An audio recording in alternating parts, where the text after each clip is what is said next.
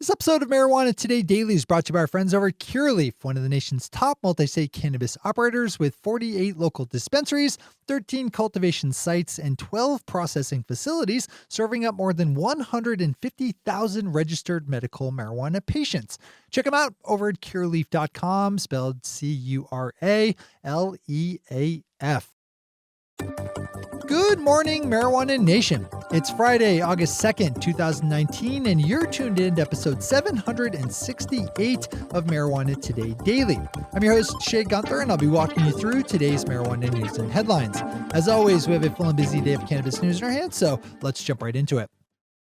Embattled Canadian licensed marijuana company CannTrust Holdings jumped into today's top headlines with an update to their ongoing crisis storyline, which started last month after news broke that the company had illegally grown unlicensed marijuana while hiding it from government inspectors. We've been all over this one as the company has seen its stock price plummet and as top leadership has resigned or been fired. The latest twist is the fact that the company is under investigation now by not only securities regulators, but the police. CannTrust disclosed the new investigation in a press release, saying that the Ontario Securities Commission had started up an inquiry that was assigned to a team of investigators called the Joint Serious Offences Team, which has officers from the Royal Canadian Mounted Police Financial Crimes Division, as well as the Ontario Provincial Police Anti-Brackets Branch. Click on over for more details here. John Schroyer over Marijuana Business Daily picked up on some interesting numbers from data analytical firm BDS Analytics on the percentage of marijuana sold in particular states that came from the illicit market. Through June, BDS estimates that a full 74% of all California marijuana was sold on the illicit market, compared to 51% in Washington State, 48% in Oregon, and just 34% in Colorado. John places California's anemic 74% mark in some context with recent large enforcement actions by Golden State cops against illegal marijuana operators, with the question, are they having any kind of effect in improving conditions for the legal industry? John's story does a good job of laying out the details and taking a crack at answering that question. I think this is a good storyline to have a solid handle on, no matter what state you do business in. It's going to be a huge challenge to convert more of California's illicit marijuana market to legal, and I think there will be valuable lessons to be learned along the way, both in the wins and policy losses.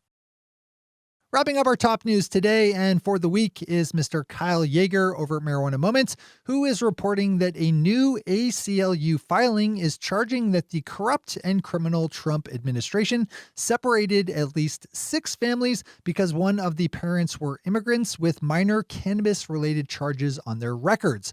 The vile Trump administration, a stain on all that is good, stole away a 5-year-old from a family in 2018 because the father had a 2001 conviction for selling cannabis. A 2-year-old was stolen away from her family by Trump's goons because her mother was once arrested in El Salvador for turning in marijuana that criminals had attempted to force her to deliver to a jail. Take some time and read this story. If you are an American, these evils are being carried out in our names. We're kind of the baddies here.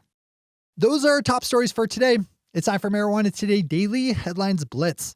Before we blitz it in headlines, let's quickly thank our sponsor, Curaleaf, one of the nation's top multi-state cannabis operators with 48 local dispensaries, 13 cultivation sites, and 12 processing facilities serving more than 150,000 registered medical marijuana patients. And I'm really excited that Curaleaf is now our exclusive multi-state cannabis operator sponsor here at MJ Today Media. So sorry, other MSOs, that door is now closed for you. Curaleaf currently has dispensaries in 12 states with lots more on the way as some of their more recent deals close, which means it'll soon be even easier to check out the Curaleaf difference for yourself by making a visit to the closest Curaleaf dispensary. Learn more about Curaleaf the company and locate the closest Curaleaf dispensary to you over at curaleaf.com, spelled C-U-R-A-L-E-A-F. Big thanks to everyone at Curaleaf for supporting our show. All right, time for the blitz. We have a bit of cool marijuana media news as cannabis-focused company The Fresh Toast has entered into an agreement with the Tribune publishing company, which puts out, among many others, the Chicago Tribune newspaper, New York Daily News, and the Orlando Sentinel. Content from the Fresh Toast will be distributed to the Tribune's network of papers, as well as its broader syndication network. Congratulations to everyone at the Fresh Toast for pulling that one together. The treasurer of the state of Tennessee has ordered the state's pension fund manager to sell off shares it owns in a California-based marijuana-related real estate investment trust. Tennessee Treasurer David Lillard first found out about the cannabis investment when a reporter from the Chicago Sun-Times contacted him for comment. Tennessee is one of the few remaining U.S. states that lacks any kind of medical cannabis program.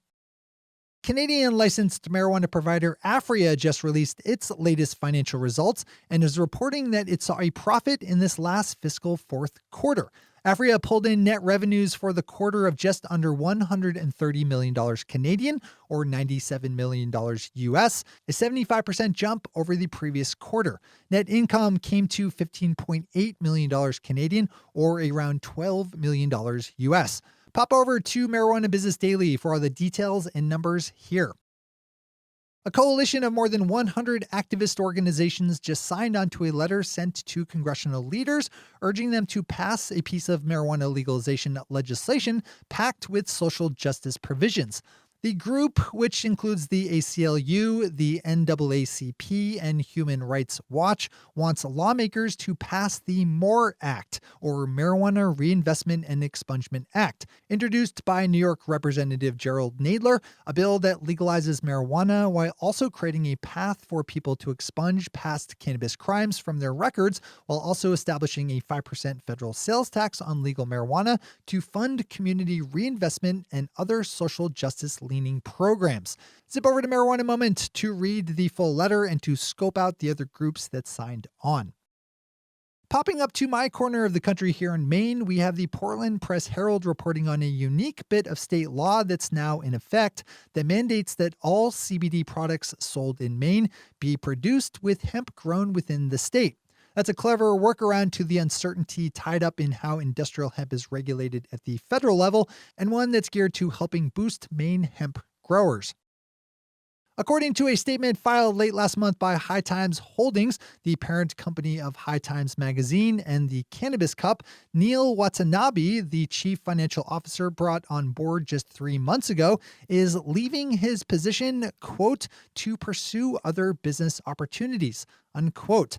High Times has been struggling over the last year or so to pull off an IPO of its stock to raise $50 million, and the departure of Mr. Watanabe after just 3 months is not a super stellar sign.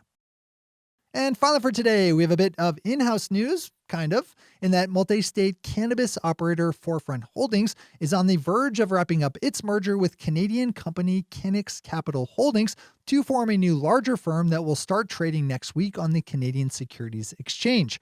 Our very own Chris Crane, one of the hosts and regulars on our weekly show Marijuana Today, is president and a founder of Forefront, and I used to work with them before starting MJ Today Media. The overall deal is valued at $485 million. Nice work there. Those are the headlines and news for the day. I'll be back with you again Monday morning with another information-packed episode of Marijuana Today Daily.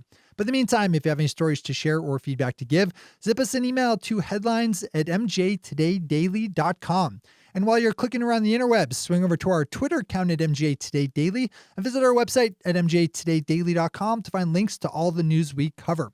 Thanks to our sponsor, Curaleaf, and to all of our awesome patron listeners for the support that makes this show possible. To join the illustrious ranks of the patron listeners yourself, swing over to our website at mjtodaydaily.com and click on that big blue button at the top of the page that says Become a Patron. I'm your host, Shay Gunther. Thanks for tuning in, starting your day with marijuana today.